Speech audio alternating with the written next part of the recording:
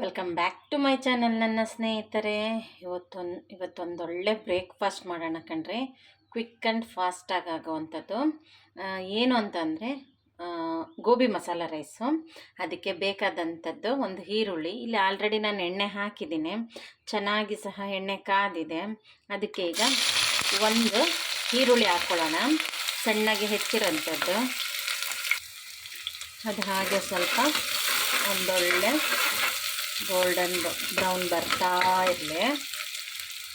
ಅಷ್ಟರೊಳಗೆ ನೋಡಿ ಸ್ನೇಹಿತರೆ, 2 ಚಕ್ಕೆ, ಒಂದು 10 ಲವಂಗ, ಎರಡು ಏಲಕ್ಕಿ, ಒಂದು 2 ಪಲಾವ್ ಎಲೆ, 3 ತೊಗೊಂಡಿದ್ದೇನೆ. 3ರಲ್ಲಿ 6 ಭಾಗ ಮಾಡಿದ್ದೇನೆ. ಅದು ಹಾಕಿ ಚೆನ್ನಾಗಿ ಫ್ರೈ ಮಾಡೋಣ.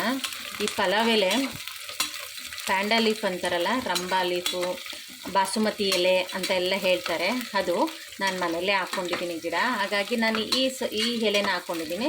ನಿಮ್ಮ ಹತ್ರ ಇಲ್ಲ ಅನ್ನೋದಾದರೆ ಮಾಮೂಲಿ ಪಲಾವ್ ಎಲೆ ಬರುತ್ತಲ್ಲ, ಅದನ್ನು ಸಹ ಯೂಸ್ ಮಾಡ್ಬೋದು ನೀವಿಲ್ಲಿ. ಇದೊಂದು ಸ್ವಲ್ಪ ಚೆನ್ನಾಗಿ ಫ್ರೈ ಆಗಲಿ. ನೋಡಿ ಸ್ನೇಹಿತರೆ, ಈ ಈರುಳ್ಳಿ ಫ್ರೈ ಆಗ್ತಿದ್ದಂಗೆ ನಾನಿಲ್ಲಿ ಬಟಾಣಿ ತೊಗೊಂಡಿದ್ದೀನಿ, ಹಸಿ ಬಟಾಣಿ. ಸ್ವಲ್ಪ ಕಿಡ್ನಿ ಬೀನ್ಸು ಸಹ ಇತ್ತು, ಅದು ಸಹ ಹಾಕಿದ್ದೇನೆ. ಅದು ಜಸ್ಟ್ ಆಪ್ಷನ್ ಮಾತ್ರ, ಇದ್ದರೆ ಹಾಕ್ಕೊಳ್ಳಿ, ಇಲ್ಲಾಂದರೆ ಬೇಡ. ಈ ಹಸಿ ಬಟಾಣಿ ಅಂತೂ ಬೇಕೇ ಬೇಕು, ಹಾಗಾಗಿ ಹಸಿ ಬಟಾಣಿ ಅಂತೂ ಹಾಕ್ಕೊಳ್ಳಿ. ನಾನು ಇಲ್ಲಿ ಇವಾಗ ಹಸಿ ಬಟಾಣಿದು ರೇಟು ಸಹ ಕಮ್ಮಿ ಇದೆ, ಹಾಗಾಗಿ ಫ್ರೆಶ್ ಆಗಿರೋದನ್ನೇ ಹಾಕ್ಕೊಂಡಿದ್ದೀನಿ. ಫ್ರೆಶ್ ಆಗಿರೋದು ಸಿಗಲಿಲ್ಲ ಅಂತ ಪಕ್ಷದಲ್ಲಿ ನೀವು ಮಾಮೂಲಿ ಒಣಗಿರೋ ಬಟಾಣಿನೂ ಸಹ ರಾತ್ರಿಯಲ್ಲೇ ಸೋಕ್ ಮಾಡಿ ಹಾಕ್ಕೋಬೋದು. ಹಾಗೆ ಇದಕ್ಕೆ ಸ್ವಲ್ಪ ಅರಿಶಿನ ಹಾಕ್ಕೊಳ್ಳೋಣ.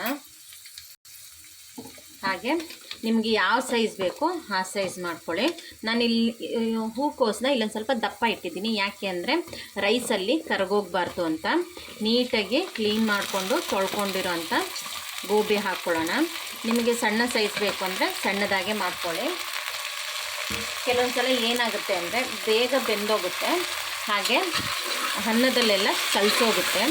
ಅದಕ್ಕೋಸ್ಕರ ನಾನು ದಪ್ಪನೇ ಹಾಕಿದ್ದೇನೆ.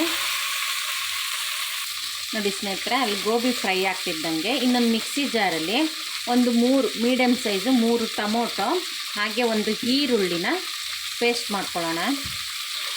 ಹಾಗೆ ಬಿಳಿ ಎಳ್ಳು, ಇದು ಆಪ್ಷನ್ನು, ಬೇಕಿದ್ದರೆ ಹಾಕ್ಬೋದು. ಹಾಕಿದ್ರೆ ಸ್ವಲ್ಪ ಗ್ರೇವಿ ಜಾಸ್ತಿ ಬರುತ್ತೆ, ಹಾಗೆ ಚೆನ್ನಾಗೂ ಸಹ ಇರ್ತದೆ, ಒಳ್ಳೆ ಟೇಸ್ಟ್ ಕೊಡ್ತದೆ. 2 ಸ್ಪೂನು ಬಿಳಿ ಎಳ್ಳನ್ನ ಹಾಕಿದ್ದೀನಿ. ಇದಕ್ಕೆ ನೀರೇನು ಹಾಕೋದು ಬೇಡ ಸ್ನೇಹಿತರೆ, ಹಾಗೆ ಪೇಸ್ಟ್ ಮಾಡ್ಕೊಳ್ಳೋಣ.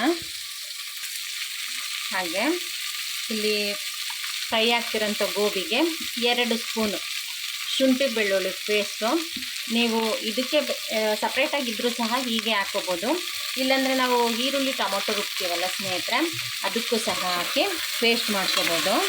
ಈಗ ಈ ಶುಂಠಿ ಬೆಳ್ಳುಳ್ಳಿದು ಹಸಿ ವಾಸನೆ ಎಲ್ಲ ಹೋಗಲಿ, ಅಲ್ಲಿವರೆಗೂ ಫ್ರೈ ಮಾಡುವ. ನೋಡಿ ಸ್ನೇಹಿತರೆ, ಗೋಬಿ ಚೆನ್ನಾಗಿ ಫ್ರೈ ಆಗಿದೆ ಕಣ್ರಿ. ಈಗ ರುಬ್ಬಿಟ್ಕೊಂಡಿರೋ ಅಂಥ ಈರುಳ್ಳಿ ಟೊಮೊಟೊ ಪೇಸ್ಟ್ ಇತ್ತಲ್ಲ, ಅದನ್ನು ಹಾಕ್ಕೊಳ್ಳೋಣ. ನಾವು ನೀರು ಹಾಕಿ ರುಬ್ಬಿದ್ದೀವಿ, ಇದ್ರದ್ದು ಹಸಿ ವಾಸನೆ ಎಲ್ಲ ಚೆನ್ನಾಗಿ ಹೋಗಬೇಕು ಸ್ನೇಹಿತರೆ. ಹಾಗೆ ಸ್ವಲ್ಪ ರುಚಿಗೆ ತಕ್ಕಷ್ಟು ಉಪ್ಪನ್ನ ನೋಡಿ ಹಾಕ್ಕೊಳ್ಳಿ. ಅಕ್ಕಿ ಹಾಕಿದ್ಮೇಲೆ ಬೇಕಾದರೆ ಮತ್ತೆ ಹಾಕ್ಕೋಬೋದು. ನೋಡಿ ಸ್ನೇಹಿತರೆ, ಟೊಮೊಟೊ ಚೆನ್ನಾಗಿ ಫ್ರೈ ಆಗಿದೆ ಕಣ್ರಿ, ಹಸಿ ವಾಸನೆ ಎಲ್ಲ ಹೋಗಿದೆ. ಈಗ ನಿಮಗೆ ಖಾರಕ್ಕೆ ತಕ್ಕನಷ್ಟು ಖಾರದ ಪುಡಿ, 1 ಸ್ಪೂನಷ್ಟು ಗರಂ ಮಸಾಲ, 1.5 ಸ್ಪೂನಷ್ಟು ಧನಿಯಾ ಪುಡಿ, ಇದು ಕಸೂರಿ ಮೇಥಿ ಇಲ್ಲ ಅಂದರೆ ಸ್ನೇಹಿತರೆ ನೀವು ಪುದೀನೂ ಸಹ ಯೂಸ್ ಮಾಡ್ಬೋದು. ಕೆಲವೊಂದು ಸಲ ಕಸೂರಿ ಮೇಥಿ ಇರಲ್ಲ, ಹಾಗಾಗಿ ಈ ಆಪ್ಷನ್ ಕೊಡ್ತಾಯಿದ್ದೀನಿ. ಇದನ್ನು ಹಾಕ್ಕೊಂಡು ಲೋ ಫ್ಲೇಮ್ ಮಾಡ್ಕೊಬಿಡೋಣ, ಯಾಕೆಂದರೆ ಇದೊಂದು ಸ್ವಲ್ಪ ಒಣ ಮಸಾಲೆ ಎಲ್ಲ ಫ್ರೈ ಆಗಬೇಕು, ಇಲ್ಲಾಂದರೆ ತಳ ಹಿಡಿತದೆ. ಹಾಗೆ ಸ್ವಲ್ಪ ಕೊತ್ತಂಬರಿ ಸೊಪ್ಪು, ಇದನ್ನು ಸಹ ಹಾಕಿ ಒಂದು 2 ಸೆಕೆಂಡ್ ಹಾಗೆ ಫ್ರೈ ಮಾಡುವ.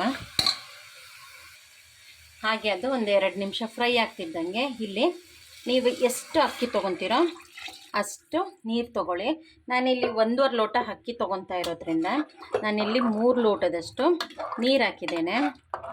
ಇವಾಗ ಇದು ಚೆನ್ನಾಗಿ 1-2 ಕುದಿ ಕುದಿಲಿ ಸ್ನೇಹಿತರೆ, ಆಮೇಲೆ ಅಕ್ಕಿ ಹಾಕುವ. ನೋಡಿ ಸ್ನೇಹಿತರೆ, ಒಂದೊಳ್ಳೆ ಕುದಿ ಬರ್ತಾ ಇದೆ ಕಣ್ರಿ. ಈಗ ತೊಳೆದಿರೋಂಥ ಅಕ್ಕಿನ ನಾನು 5 ನಿಮಿಷ 10 ನಿಮಿಷ ಕೆಲವರೆಲ್ಲ ನೆನೆಸ್ತಾರೆ. ನಾನು ಆ ಥರ ಏನು ನೆನೆಸಿಲ್ಲ, ಡೈರೆಕ್ಟಾಗೆ ಅಕ್ಕಿ ಹಾಕ್ಕೊತಾ ಇದ್ದೇನೆ. ತೊಳೆದಿರೋಂಥ ಅಕ್ಕಿ ಹಾಕಿ ಈ ಸ್ಟೇಜಲ್ಲಿ ನೀವು ಉಪ್ಪು ಖಾರ ನೋಡ್ಕೊಳ್ಳಿ. ಈಗ ಇದಕ್ಕೆ ಸ್ವಲ್ಪ ಬೇಕಾಗಿದೆ ಸ್ನೇಹಿತರೆ. ಈಗ ನಾನು ಇದಕ್ಕೊಂದು ಸ್ವಲ್ಪ ಉಪ್ಪು ಹಾಕ್ತೇನೆ. ನೀವು ಸಹ ಹಾಗೆ ಮಾಡಿ. ಉಪ್ಪು ಬೇಕಿದ್ರೆ ಉಪ್ಪು ನೋಡಿ ಹಾಕ್ಕೊಳ್ಳಿ. ಖಾರ ಬೇಕಿದ್ರೆ ಖಾರದ ಪುಡಿನೂ ಸಹ ಡೈರೆಕ್ಟಾಗಿ ಹಾಕ್ಬೋದು. ಇವಾಗ ಇದು ಒಂದು ಕುದಿಲಿ. ನೋಡಿ ಸ್ನೇಹಿತರೆ, ಒಂದೊಳ್ಳೆ ಕುದೀತಾ ಇದೆ ಕಣ್ರಿ. ಈಗ ಇದಕ್ಕೆ ಒಂದೊಳ್ಳೆ ಮಿಕ್ಸ್ ಕೊಟ್ಟು ಇದು 2 ವಿಷಿಲು ಬರಲಿ. 2 ವಿಷಿಲ್ ಆಗೋವರೆಗೂ ನಾನು ಇದನ್ನು ಕೂಗಿಸ್ತೇನೆ. ನೋಡಿ ಸ್ನೇಹಿತರೆ, ಕುಕ್ಕರ್ ಪ್ಲೆಷರ್ ಹೋಗಿದೆ ಕಣ್ರಿ. ಒಂದೊಳ್ಳೆ ಗೋಬಿ ಮಸಾಲ ರೈಸು ರೆಡಿಯಾಗಿದೆ. ಇದನ್ನು ಸರ್ವ್ ಮಾಡ್ಕೊಳ್ಳೋಣ. ನೋಡಿ ಸ್ನೇಹಿತರೆ, ಒಂದೊಳ್ಳೆ ಕ್ವಿಕ್ಕಾಗಿ ಫಾಸ್ಟಾಗಿ ಮಾಡೋಂಥ ಒಂದು ಗೋಬಿ ಮಸಾಲ ರೈಸ್ ರೆಡಿಯಾಗಿದೆ ಕಣ್ರಿ. ಇದು ಲಂಚ್ ಬಾಕ್ಸಿಗೆ, ಹಾಗೆ ಬ್ರೇಕ್ಫಾಸ್ಟಿಗೆ, ಡಿನ್ನರ್ ಟೈಮಲ್ಲೂ ಒಂದೊಳ್ಳೆ ರೈಸ್ ಅಂತಲೇ ಹೇಳ್ಬೋದು. ಹಾಗೆ ಹೊಸ್ದಾಗಿ ನೋಡ್ತಾ ಇರೋರೆಲ್ಲ ನನ್ನ ಚಾನಲ್ನ ಸಬ್ಸ್ಕ್ರೈಬ್ ಮಾಡ್ಕೊಳ್ಳಿ. ಸಾನಿಧಿ ಸಿಂಪಲ್ ಅಡುಗೆ ಮನೆ ಚಾನಲ್. Thank you.